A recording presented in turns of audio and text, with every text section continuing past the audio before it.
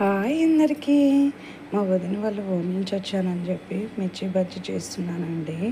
ఇక్కడ బాగా వర్షాలు పడుతున్నాయి. ఈ చల్లదనానికి వెదర్కి వేడి వేడి మిర్చి బజ్జీ అయితే బాగుంటుందని ఇవి చేస్తున్నాను.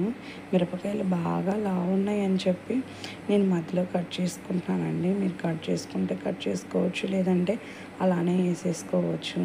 అలా మిరపకాయలు కట్ చేసుకున్నవన్నిటిని చివర్లో కూడా కట్ చేసుకుని పెట్టుకోవాలి.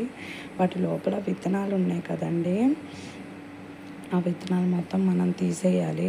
వీటి లోపల మనం మామూలుగా అయితే వాము శనగపిండి పెడతాం కదా, కానీ నేను డిఫరెంట్గా పెడుతున్నాను. అవేంటో చూద్దాం రండి.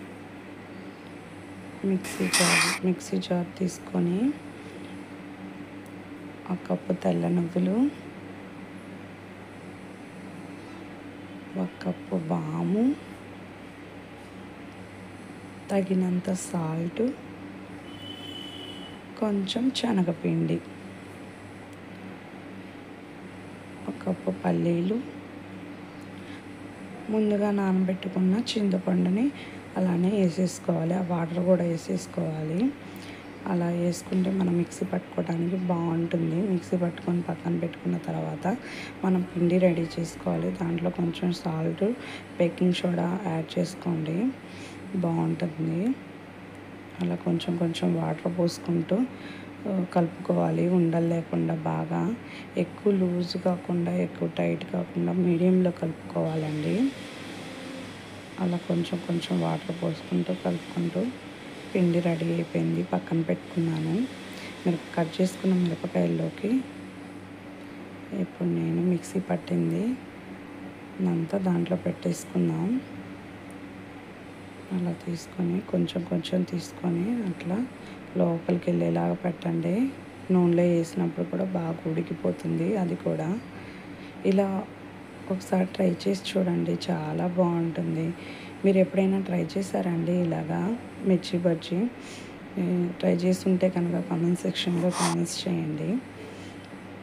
పిండి రెడీ అయింది, మిరపకాయల్లోకి అంతా పెట్టుకున్నాను. అలా పిండి పెట్టిన పై భాగం నుంచి నిలువుగా ముంచండి. అట్లా ఒక 5 నిమిషాలు పట్టుకుంటే ఎక్స్ట్రా ఉన్న పిండి వచ్చేస్తుంది. అలా నూనెలో వేసేసుకోవడమే. అసలు ఈ వర్షానికి వేడి వేడి బజ్జీ తింటుంటే ఎంత బాగుంటుందోనండి. మీరు కూడా మాలాగా ఎంజాయ్ చేస్తున్నారా? అయితే కామెంట్ సెక్షన్లో కామెంట్స్ చేయండి. బజ్జీలు ఎలా నూనెలో వేసుకుంటా గరిటెతో తిప్పుకోవాలి. అలా ఒక 5 నిమిషాలు ఆగాక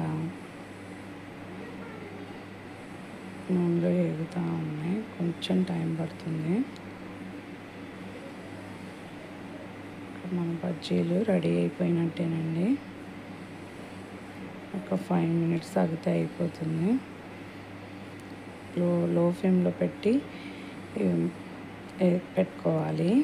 అలా అయితే లోపల పిండి కూడా ఉడుకుతుంది. ఆ బజ్జీలని ప్లేట్లో పెట్టుకొని చూస్తుంటే ఎంత బాగున్నాయో, నోరు ఊరిపోతుంది.